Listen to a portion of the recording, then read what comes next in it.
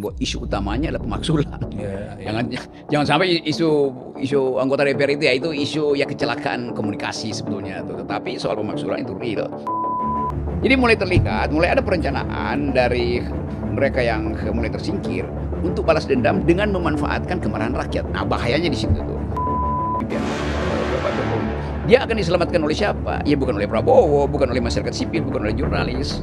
Dia akan diselamatkan oleh keluarganya sendiri. Pak Jokowi nggak melanggar undang-undang dasar.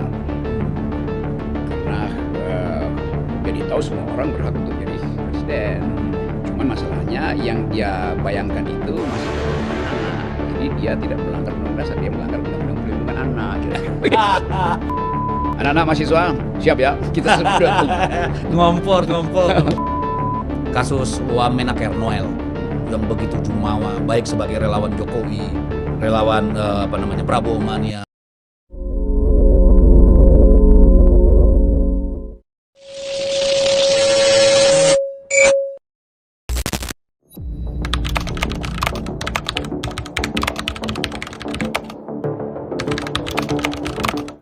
Jumpa lagi di channel DSTV, channel Walk the Talk, yang bukan walk. Kita undang lagi kali ini Bung Rocky Gerung, Profesor Akal Sehat. Karena banyak yang nggak sehat belakangan ini. Ada yang takut dimakzulkan, ada yang takut disingkirkan, macam-macam lah. Sehingga agak ramai belakangan ini. Terima kasih sudah datang. Ya, kita ada di forum bukan jumpa lagi, jumpalitan lagi. Oke, tapi sebelum kita sampai ke sana, ke urusan hari ini, saya lihat di di media sosial saya, Bung Rocky di Riau ya kalau nggak salah ya, Riau, itu dengan Kapolri dan Kapolda bicara tentang penyelamatan hutan. Itu gimana ceritanya? Iya itu kawan saya, Jenderal Heri Herimen. Itu Kapolda Riau. Kapolda Riau, dan dia riset tentang ekologi itu. Jadi kalau orang tanya, kok dekat Herman terus ya? Ya dia murid saya di UI. Dan lagi nyusun disertasi juga tuh. Dia dokter. Dia dapat doktor di bidang ilmu kepolisian. Dan dia berupaya untuk memperlihatkan bahwa Riau ini itu sumber segala bencana ekologi akan ada di Riau nanti itu. Karena itu Kapolda ini berupaya untuk meneliti secara sangat sempurna variabel apa aja yang memungkinkan orang punya harapan tentang Indonesia mulai dari Riau. Karena itu dia bikin konsep green policing.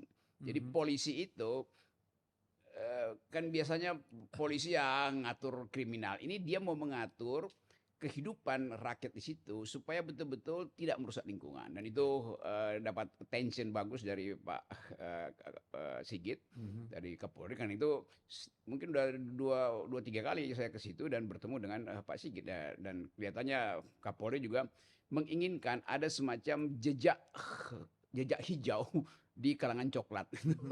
Jejak hijau nih artinya. Jejak hijau beneran, bukan hijau yang loreng-loreng kan. Itu ceritanya. Kenapa saya tanyakan ini? Karena saya juga kan tertarik dengan isu lingkungan sejak lama ya. Bahkan lama berkecimpung di dunia aktivisme lingkungan. Mazhabnya mazhab ekopopulisme. Bukan ekofasisme. Jadi agak beda tuh ya, menyembah burung dan pohon dengan melihat hutan sebagai juga ruang hidup masyarakat ya. Nah, kalau ini kan begini. Situasinya adalah Riau di tahun 80-an itu kan Pak Harto banyak membagi-bagi lahan ya kepada pejabat tinggi Republik ini. Tidak hanya di Riau tapi juga di Kalimantan. HPH dulu namanya itu. Iya, bukan hanya HPH, ada macam-macam konsesi yang diberikan. Ya. Tapi pada waktu itu hutan itu masih kayu yang diproduksi. Betul. Ngambil kayu aja udah untung gitu kan. Nah, problemnya kan kemudian memang Riau itu wilayah yang katakanlah kalau Sumatera Utara itu kan kelas 1 itu kalau untuk sawit. Ya, Riau tuh ada di bawahnya ya. Karena di Sumatera Utara nggak ada lahan gambut. Ya, di Riau ada. Nah, proses ini kan kemudian mendorong masyarakat ikut membuka lahan. Saya ketika mencalonkan diri di sana tahun 2014 sudah di Riau. Menang tapi disuruh ngalah sama Sekjen almarhum waktu itu ya. Nah, saya sudah bilang ini akan menjadi bom waktu buat Indonesia. Karena apa? Persoalan distribusi agraria yang tidak jelas. Itu kan gitu nih. Tadi pejabat-pejabat yang diberikan tanah oleh Pak Harto zaman dulu itu sudah ngambil kayunya, kan nggak ngerti ngurus sawit. Yes. Ya, Iya, betul. dia akan jual tuh kepada pengusaha Malaysia, ya. pengusaha Singapura, dan seterusnya. Dan akhirnya yang tersisa buat rakyat adalah Tesonilo. Mau tidak mau, ya karena orang butuh ruang hidup Iya. juga kan, ruang untuk kehidupan yang layak. Iya. Nah ini kan akibat sebenarnya bagi lingkungan, ya bukan penyebab. Ada persoalan negara yang tidak mampu mengatur distribusi keadilan agraria itu di sana. Gimana polisi melihat itu? Ya sekarang orang bicara tentang keadilan agraria. Keadilan agraria artinya keadilan bagi semua makhluk yang memerlukan hutan atau memerlukan tanah. Kan mesti dibagi itu bahwa ada wilayah gajah, ada wilayah masyarakat adat di situ, ada wilayah yang harus balik pada konservasi itu. Nah penataan ini itu membingungkan hari-hari ini tuh. Apakah setelah diambil oleh negara melalui Agrinas misalnya, itu kemudian balik konservasi, atau sebetulnya itu dikembalikan sebagai objek pendapatan negara? Kan masalahnya di situ. Nah saya pikir polisi hanya melihat aspek upaya untuk menyadarkan rakyat, paling nggak mitigasi kerusakan itu. Tentu polisi nggak punya portofolio untuk mengatur apa yang ada di dalam hutan itu kan. Ya. Tetapi bagus betul kalau Kapolda Riau itu memperlihatkan bahwa di banyak tempat juga problem konflik agraria sama aja kan. Ya. Jadi penyelesaian konflik itu yang mesti didasarkan pada pertama kali ada penghormatan pada lingkungan tuh. Dan itu yang saya kira kan itu saya bantu terus pada Kapolda Riau dan bicara di universitas, bicara dengan LSM tuh yang memang keras semua di situ. Tapi perlahan-lahan mereka mulai mengerti bahwa menjaga lingkungan itu adalah bagian dari peradaban. Betul. Nah kemarin misalnya Sungai Kuantan yang kotor sekali itu, sekarang airnya udah bening, udah Ya. kayak. Tapi wilayah itu bertahun-tahun menjadi wilayah pertambangan emas liar. Emas liar tuh. Ya, Nah, itu saya yang tahu kemudian, persis. iya betul. Itu yang kemudian merkurinya mulai Betul. disingkirkan sehingga publik atau rakyat akhirnya tahu bahwa iya lebih baik melihat sungai yang jernih daripada diuber-uber karena ilegal tuh. Dan yang ilegal itu kan selama ini ada yang melindungi. Ada pasti itu. Ya, kan gitu tuh. Dan perlindungan itu berlapis-lapis tuh. Betul. Ada komandan perlindungan Iya. itu. Dan Nah, kan di situ problem kalau saya lihat Tesonilo itu. Kayak ada proses yang panjang. nah, Di satu sisi ada pengakuan negara terhadap mereka. ya, Dalam bentuk apa? Sertifikat hak milik. ya, Dibangun sekolah, sekolah dasar, SMP sampai ya, SMA. jadi perkampungan Ya, jadi udah. fasilitas lainnya lalu ditetapkan menjadi desa. Itu kan peran negara di sana, Ya. gitu kan?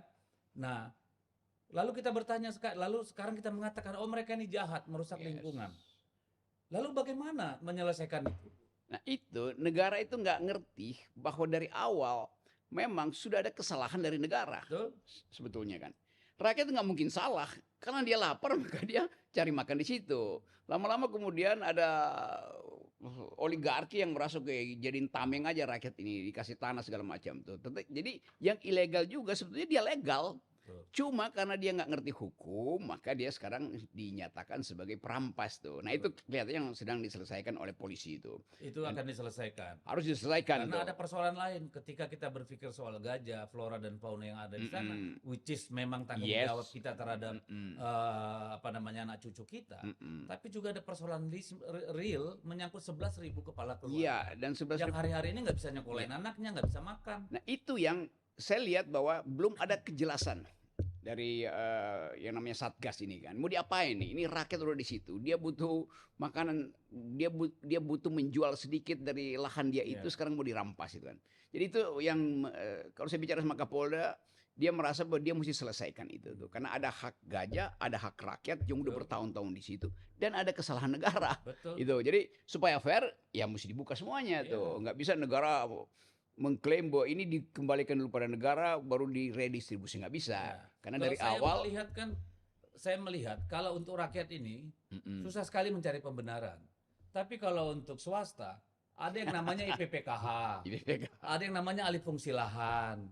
Tapi tidak untuk rakyat, itu nggak berlaku. Jadi yang jahat kan negara sebenarnya sama rakyatnya. negara sebetulnya intinya begini, negara bingung untuk punya pendapatan. Jadi ya dia anything goes, apa aja diambil kan. Tetapi hak kedaulatan terhadap lahan itu adalah milik rakyat. Nggak ada tanah yang jadi milik negara. Semua tanah itu adalah milik dari penghuninya tuh. Ya. Jadi negara nggak bisa klaim bahwa itu tanah negara. Nggak ada di dalam konstitusi kita buat Ya. tanah dimiliki oleh negara. Ya, dikuasai. Dikuasai Ya. negara untuk Ada yang kepentingan. sesat ngomong. Ya itu. Jadi banyak prinsip yang sebetulnya harus diluruskan Betul. supaya pemilik asli tanah adalah yang hidup di situ berabad-abad, ratusan tahun, beranak pinak di situ, dan mereka betul-betul tune in dengan kondisi awal dari hutan-hutan itu. Kalau saya sih tadinya berharap pada pemerintahan Pak Prabowo, Ya. yang dilakukan itu adalah audit terhadap seluruh pemegang konsesi, Ya, itu. HGU dan HTI. Tunggu dulu, HGU dan HTI. dan HTI.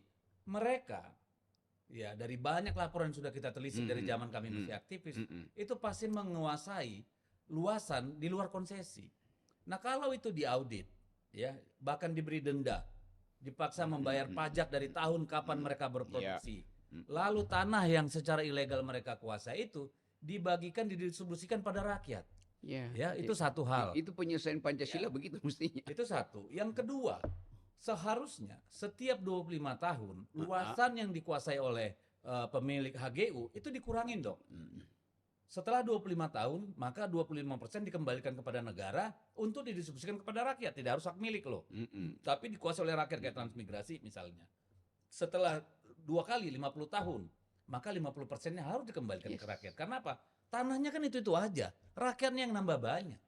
Ya itu yang kita sebut sebagai distribusi harus mendahului akumulasi.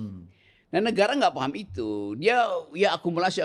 Iya, akumulasi itu artinya hanya sebagian orang yang makin lama makin kaya dari situ, bahkan merambah yang bukan bagian dari konsesi. Sementara rakyat tadi karena dia beranak pinak, maka dia mesti nambah lahan pada akhirnya kan. Betul. Jadi mesti dipikirkan, bukan dipikirkan, diputuskan secara politik bahwa betul tadi idenya itu bahwa di dalam usia legal sekian mesti dihentikan.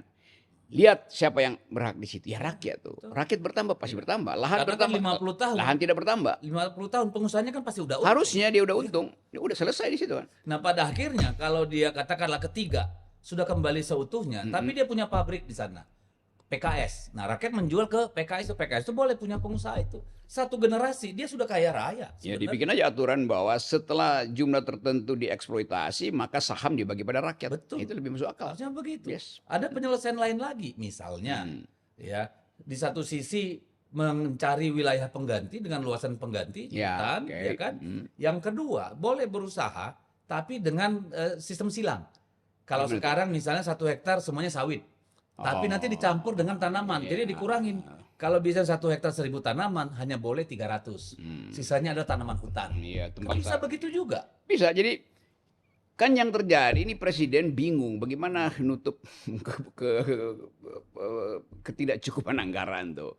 Jadi satu blok itu mau diambil dulu tuh, tidak dipikirkan, bisa dicicil kan, tumpang sari dibikin dulu supaya rakyat itu merasa bahwa mereka dihargai, diberi kesempatan untuk mengolah sambil melihat udah berapa banyak akumulasi diambil oleh oligarki ini kan. Ya. Jadi itu bisa dibuat undang-undang sebetulnya. Tetapi saya tetap berpikir bahwa ada batas tertentu dalam teori ekonomi namanya Lockean proviso yang dijelaskan oleh John Locke. Anda ambil setelah itu Anda cukup ya. Sebab yang Anda ambil itu harus bisa diambil juga sebanyak itu oleh orang lain. Nah itu keadilannya di situ kan. Betul, betul. Jadi bikin Lockean proviso atau sekarang mungkin karena Pak Prabowo yang presiden Prabowo proviso gitu. Ya, yang begitu-begitu kan yang kita Ya, butuh, itu. ya. Itu Kalau baru- cuma ngambil tanah lagi, Ya, itu. apa susahnya sih dari dulu ya. Oke. Kan bisa diaudit udah berapa banyak sih kerakusan itu yang Serakonomics sudah selesai, Iya. maka balikan pada rakyat, bagi saham pada rakyat. Betul. Cuma kan problem kita adalah program pada mereka yang mempunyai kekuasaan. Ketika nanti bicara pajak bisa kong kali kong dengan pajak. Ketika bicara luasan dengan ATR BPN dan segala macam. Dan yang paling aneh nih, rakyat sudah punya SHM tetap dipersalahkan.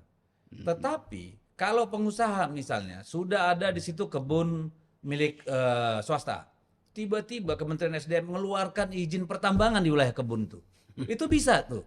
Rakyatnya kagak bisa. Tapi kalau pengusaha dengan cepat. Ya rakyat hanya nanam singkong, elit kong kalingkong.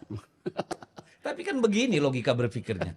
Kalau rakyat kita tidak punya mata pencarian yang tetap, yang layak, ya kan? Mereka tidak bisa hidup sejahtera, tidak bisa nyekolahkan anak-anaknya dengan sejahtera, tidak bisa berobat, mengurus kesehatan dengan sejahtera, tidak punya tabungan. Akhirnya apa? Mereka tetap terikat kemiskinan, mereka juga selalu berhutang, jadi orang miskin dan sebagainya. akhirnya kan menjadi beban negara. Pajak yang dari pengusaha tadi akhirnya ngurusin mereka juga. Kita balik pada prinsip yang diterangkan oleh pendiri bangsa, oleh Bung Karno misalnya, bahwa yang berdaulat itu rakyat. Artinya beri kesempatan pertama pada si daulat ini untuk menikmati tanah airnya tuh. Nah itu yang selalu saya itu ya oke. Terus. Yes, itu dasarnya kan. Sekarang misalnya perjanjian dengan Trump, kita mesti membeli produk pertanian dari Amerika. Itu udah menghina daulat rakyat yang berhak atas pangan supaya ada daulat pangan kan. Jadi secara ideologis tanah di Indonesia itu tidak diasuh berdasarkan historisitasnya tuh. Akar sejarahnya apa tuh? Kenapa? Karena tadi diintervensi oleh modal tuh. Nah itu yang saya selalu terangkan bahwa market ekonomi artinya mengubah kehidupan kultural kita menjadi market society. Itu bertentangan dengan prinsip bisa dikatakan tuh mengkhianati cita-cita pendirian negara ini juga. Itu yang saya mau ucapkan tadi, mengkhianati pasti itu. Well, saya berharap Bung Rocky tidak sekedar dengan Kapolda Riau, tapi bicara juga dengan Jenderal Sigit untuk bicara dengan Pak Prabowo. Ada hal. Oke, ini Pak Jenderal Sigit, tolong dengarkan ini. Ini poin penting dari teman saya, yaitu karena gini, konflik akan terus terjadi. Pasti. Silakan lihat di Kalimantan. Ya, Kalimantan itu Kalimantan Utara, Kalimantan Tengah, Timur, Barat. Ini kan persoalan apa? Persoalan tanah. Yang ini kalau nggak dibereskan, tidak menunjukkan aspek keadilan, polisi akan disibukkan dengan apa? Kejahatan, pertikaian, konflik, dan hal-hal seperti itu. Dan konflik itu dasarnya memang berebut sumber daya. Betul. Dan sumber daya itu ya makin lama makin terbatas kok. Jadi ngapain kita berupaya untuk menyingkirkan variabel itu? Jelas setiap keluarga bertambah anggotanya, maka mesti ada tambahan lahan. Jadi lahan itu jadi pusat konflik agraria. Karena pengertian lahan itu semata-mata dihitung, dikalkulasi sebagai komoditas modal tuh. Betul. Bukan sebagai hak kultural, hak sejarah atau hak antropologi dari masyarakat adat di situ kan.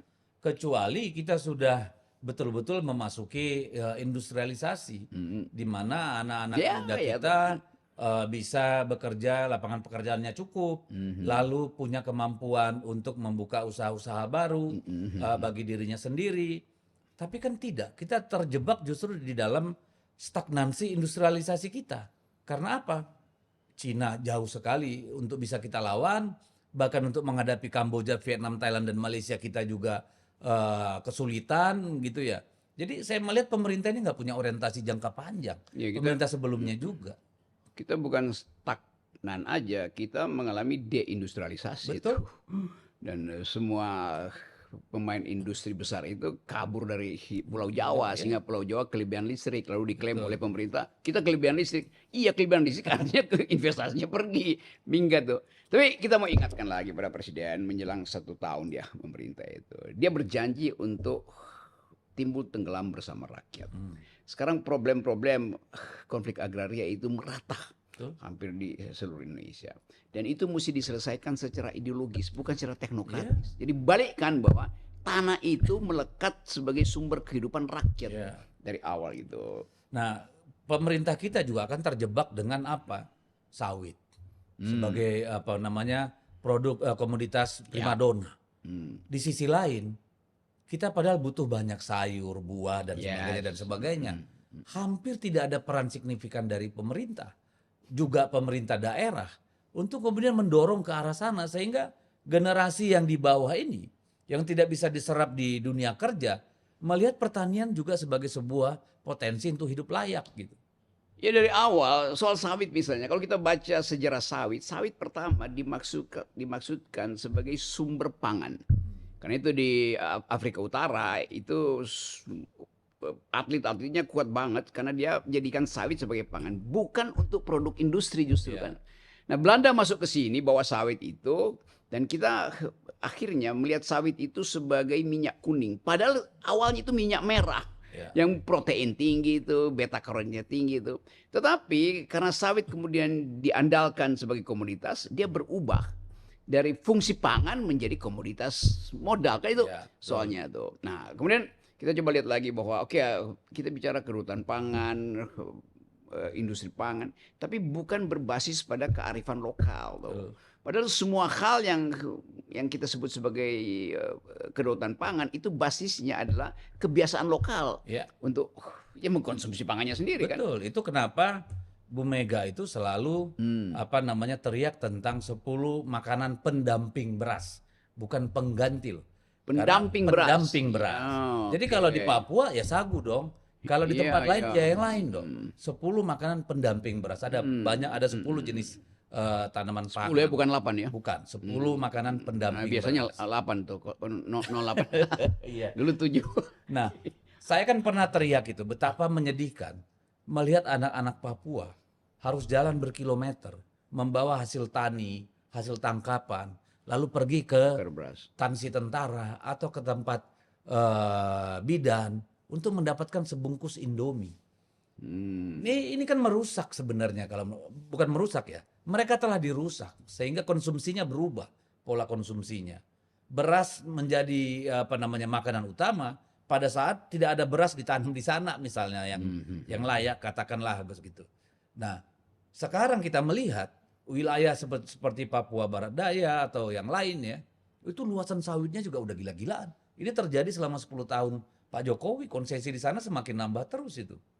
Ya, saya cukup hafal ekologi Papua itu. Papua itu jumlah hutan 37 juta hektar. 80%-nya adalah hutan primer. Dalam hutan primer itu ada 2.000 jenis unggas, ada 600 jenis mamalia, 500 masyarakat adat, semua hal ada di situ. Yes. Itu yang kita Plasma nuftanya luar biasa. luar biasa tuh. Itu yang kita, Biodiversity. ya, karena itu yang kita mau konservasi justru kan. Jadi kalau orang tanya apa yang ada di Papua, ya nggak ada varietas lagi di situ.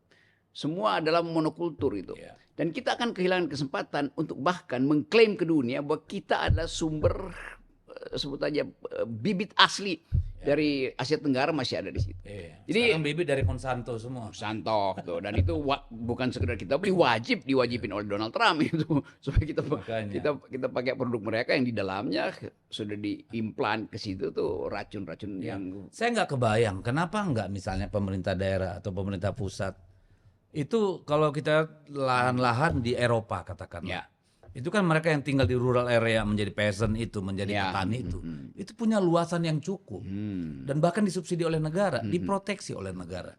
Kenapa tidak dikonsolidasikan lahan-lahan itu? Kemudian rakyat itu menjadi bagian, tetapi wilayah sawahnya itu emang dirawat oleh negara juga. negara tidak berhasil lagi untuk mengembalikan fungsi kedaulatan rakyat untuk kedaulatan pangan. Karena udah nikmat dengan akumulasi modal di situ kan. Jadi sebetulnya kalau kita bilang yang namanya pangan itu apa sih? Bukan bikin orang kenyang, tapi menghormati DNA mereka itu. Kita bilang ya Papua itu DNA apa tuh? Ya sagu. Jadi penyamarataan itu artinya menghilangkan keanekaragaman Indonesia justru.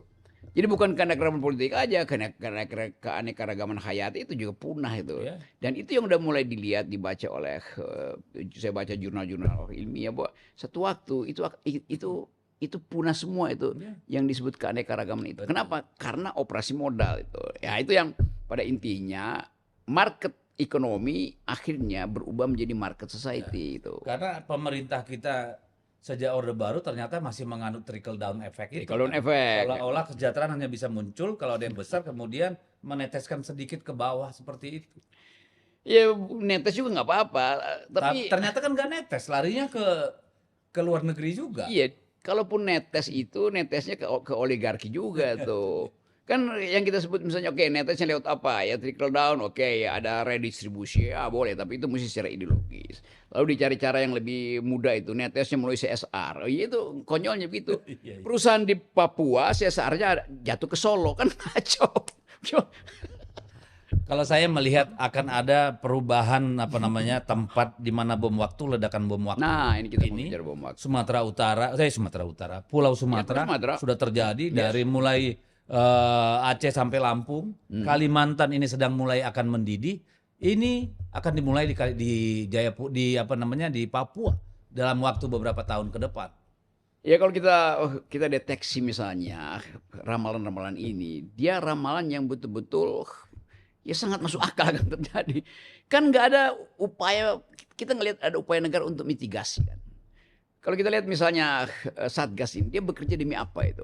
Oh, demi memastikan bahwa akan ada yang dipajaki di situ, akan ada yang dirampas, maka tabungan negara itu pindah ke kejaksaan, bukan lagi ke Sri Mulyani kan. Jadi, Ya, harusnya dirubah dong. Ya. Jangan Satgas penertiban kawasan hutan, tapi penertiban kawasan pajak dong ya harusnya. jadi begitu akhirnya. Jadi kesempatan kita untuk melihat masa depan itu hilang. Karena Betul. penataan itu dari awal udah ngaco itu. Nah, orang bertanya misalnya, iya Satgas itu setelah konservasi balik ke Agrinas, Agrinas balik lagi ke bisnis. Kan ngaconya begitu. Ya. Jadi Yang tadinya dikuasai oleh puluhan ribu rakyat hanya dikuasai satu ya entitas. itu. Itu kan betul-betul apa namanya jalan mundur ya. Ya, jadi kita balik pada keinginan kita untuk melihat Prabowo, kalau dia klaim dia sosialistis, itu mestinya dari awal ide sosialistis itu ada di situ. Yang dalam Pancasila, ide sila kedua dan sila kelima itu kan. Tetapi kelihatannya tidak ada orang yang termasuk presiden kurang memikirkan setelah semuanya itu disosialistiskan yang akan kelola siapa. Nah, ini balik lagi pada setelah nggak bisa kelola karena sawitnya busuk, ya panggil lagi apa sih pengusaha, lu bikin lagi deh. Oke. Dan Ya. lebih berbahaya di beberapa daerah itu konflik agraria berubah menjadi konflik etnis. Pasti. Itu Riau berfungsi. Ya, itu udah mulai berpotensi terjadi di Riau, seperti ya. itu. Nanti Kalimantan berpotensi. Ya. Papua misalnya, kalau food estate itu jadi, ya Oke. 2 juta hektar lahan. Berapa ratus ribu tenaga kerja yang diperlukan ngurusin 2 juta hektar lahan. Kan kebayang nggak? Itu- Tidak mungkin masyarakat Papua. Pasti membawa masyarakat dari Iya, luar. iya itu. Transmigrasi. Iya. Lah ini kan sumbu konflik nanti, bom waktu nanti. Kenapa tidak secara bertahap sesuai yang ada kekuatan masyarakat di sana untuk kemudian nggak usah terlalu heboh lah 2 juta. 200 ribu aja saya kira udah hebat. Ya memang sebetulnya ya dicicil supaya menjaga juga kelestarian kultur di situ kan. Begitu dia jadi masif 2 juta hektar itu setiap hari ada 200.000 dikirim dari Jawa orang itu. Maka ya pada pasti itu Iya. friksi etnis akan terjadi di Akan situ. terjadi. Well, oke, mudah-mudahan Bung Rocky bisa banyak bicara dengan teman-teman lah. Bahwa kalau ada konflik agraria juga tidak selamanya karena rakyat jahat ya atau melawan investor atau pengusaha, tapi juga karena perut lapar. Jadi basis dari konflik agraria selalu adalah keinginan untuk menghasilkan keadilan berbasis pada kekayaan kebudayaan kita. Itu dasarnya. Setuju. Nah, kalau pemerintah menganggap bahwa ya pokoknya trickle down aja nanti, itu artinya dia nggak ngerti bahwa sejarah kita itu dimulai dari konflik agraria tuh. Perampasan lahan oleh kolonial, keinginan Pangeran Diponegoro untuk mengembalikan tanah-tanah rakyat, keinginan Bung Karno untuk menghormati si Marhaen yang kakinya itu becek karena memang dia merasa bahwa dia belajar dari sawah gitu kan. Nah, yang kita sebut local wisdom sebetulnya itu tuh. Dan negara mesti paham itu. Ya, negara nggak perlu pamer bahwa sekian banyak stok pangan. Iya, kita tanya sekian banyak stok pangan itu dengan merusak sekian banyak pohon sagu di Papua. Kan itu konyol kan cara berpikir gitu. Ya, Bung Deddy. Oke, selesai dulu soal lingkungan alam. Iya. Mari kita bicara tentang lingkungan sosial politik. Nah, ini dari bandara katanya macet tadi. Macet karena diberitakan pembubaran demonstran hari ini itu betul-betul rusuh tuh, dan saya ikuti di media massa tuh. Tapi itu juga memperlihatkan bahwa kemarahan publik terhadap elit itu sudah diubun-ubun. Ya. Tinggal masalahnya ini marah pada siapa sebetulnya kan. Ya kalau kita lihat di dalam 2 bulan ini kan isu utamanya adalah pemaksulan Gibran dan keaslian Ijazah itu. Jokowi. Nah tiba-tiba 2 isu ini hilang itu. Pindah pada isu DPR yang brengsek kan.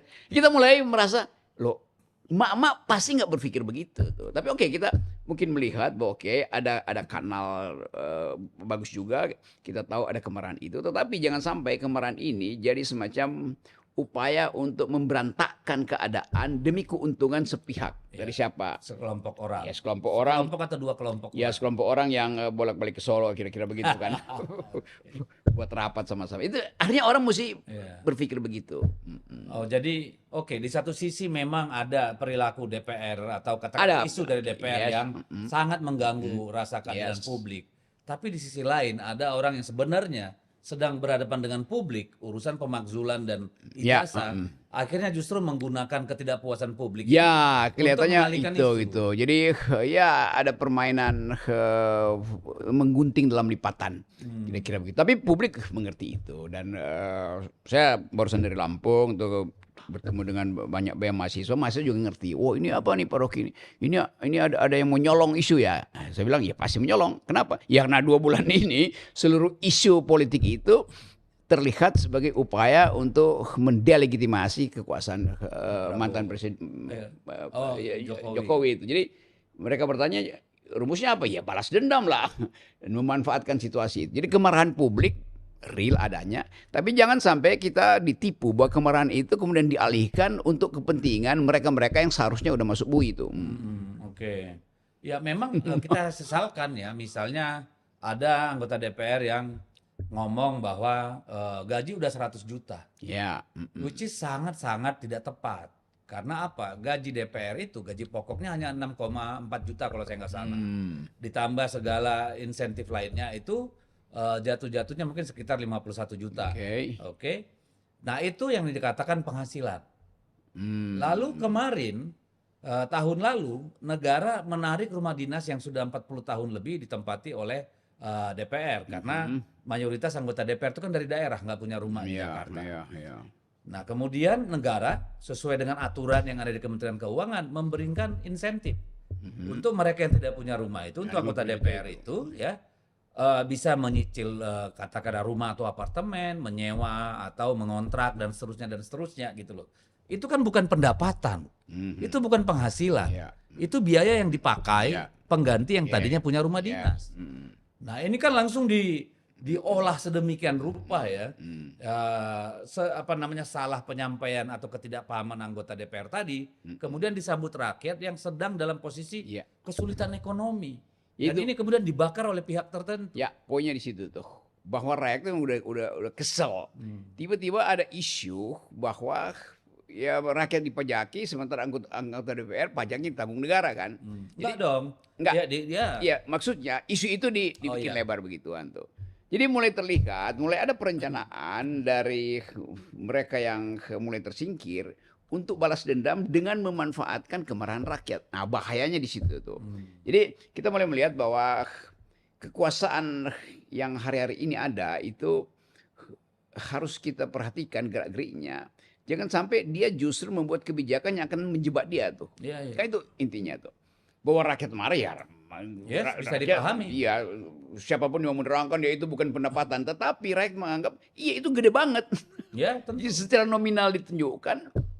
Jadi Betul, bagi rakyat kita kebanyakan itu angka yang sangat Iya. besar. Tetapi angka itu kan datang dari yang namanya appraisal, Oke. yang namanya assessment, Yes. dan sesuai dengan standar yang ada sebagai lembaga tinggi negara. Nah, Kan seperti itu. nah itu yang kemudian disundul, Dikontraskan. sebagai isu utama. tuh. Ya. Dan saya juga kena tuh, ya video saya 1 tahun yang lalu, tiba-tiba ada yang menggal 20 detik, ya. Oh, isinya apa? Isinya apa? Jangan samakan DPR dengan rakyat. Masya Allah, saya bilang. Konteksnya adalah jangan bandingkan gaji DPR dengan rakyat. Kalau mau bandingkan dengan sesama lembaga tinggi negara. Karena kalau dibandingkan sama rakyat, udah pasti nggak nyambung kan. Ya karena itu tadi mahasiswa nanya itu arahnya kemana? Saya bilang itu ada orang yang dendam pada PDIP itu kira-kira sehingga ada spanduk turunkan Puan Maharani kan. Jadi Pemakzulan lagi. jadi justru itu. Jadi kita mulai melihat di belakang layar ada orkestrasi itu untuk mengatur supaya delegitimasi DPR, maka pemaksulan ketua DPR atau bahkan pemaksulan pimpinan DPR supaya isu tentang pemaksulan Gibran itu berhenti. Kira-kira begitu. Oke, goalnya Tapi di mak-mak sana. tahulah pikiran itu. Ya mungkin sekarang mak-mak lagi euforia ikut panci di situ, tapi lama-lama mereka tahu jangan sampai panci kita itu dipakai untuk menghalangi Gibran dimaksulkan. Atau untuk menjatuhkan Presiden Prabowo. Ya kan itu gitu nih. intinya begitu. Jadi ujungnya kira begitu. Pantas lagi mempermanis-manis pergi lihat pacu jalur, ketemu pasukan merah di Kalimantan, besok entah kemana lagi gitu ya. Kan gara-gara pacu jalur tuh didatangin sama seorang tertentu itu, yang juara-juara yang terkenal seluruh dunia tuh kalah semua tuh. bawa sial juga ternyata. Ya mestinya dia ikut tanam pohon kan setelah pacu jalur si rapper dari Amerika itu ikut tanam pohon karena diajak sama si Kapola kawan kita itu. Oh, oke. Ini pertama kali rapper dunia itu menghormati kebudayaan Melayu lokal itu, ini kita. local wisdomnya itu dan dia ikut tanam pohon tuh. Itu Luar jadi berita biasa. bagus itu. Tetapi kemudian berita itu jadi tidak bagus karena ada seseorang yang sebetulnya Nggak perlu hadir lah di di situ tuh. Karena berpacu dengan kepalanya sendiri dia nggak mampu apalagi baca jalan. Saya betul ngelihat juga ada di medsos saya tiba-tiba ngapain sih datang ini pada kalah semua nih kan. Ya momentum ya pasti dicari Iya, iya, iya. untuk ya apa ya pencitraan supaya selalu ada berita. Tapi apa emang isu pemakzulan ini masih hidup atau Hidup, ditakutkan hidup hidup terus, ya? hidup terus. Tadi Kan udah pergi nyium-nyium tangan Pak Trisno segala. iya, tetapi dia nyium tangan terus nggak tahu ini apa ini siapa yang lagi nyium tangan kan Pak Tri juga udah nggak bisa kenal secara sempurna kan, yang dianggap ya udahlah tangan siapa gitu dia nggak ngerti juga tuh. Tetapi yang ngerti adalah mahasiswa baru nih di Lampung tadi mahasiswa baru itu semester 1 mulai diajar oleh senior-seniornya tentang apa itu fufu-fafa, apa itu ijazah palsu. Jadi akan ada terus pewarisan ide itu supaya mengingat bahwa kejahatan tetap ada, kendati yang bersangkutan udah lengser. Kejahatan tetap ada, kendati yang bersangkutan berupaya untuk bikin pencitraan segala macam narasi kan. Iya. Jadi nggak mungkin itu hilang. Nah karena itu saya menghitung bahwa di kepala Mama, di kepala BEM, semua isu publik itu menyangkut dua ide itu, ide pemakzulan dan ide untuk mempersoalkan Ya, ijazah. bisa dipahami karena kedua isu itu kan sebenarnya tidak melulu tentang masa lalu, tapi cara kita menyelamatkan masa depan. Ya itu, ya betul itu. Iya toh? Karena kalau isu keaslian ijazah itu tidak dituntaskan,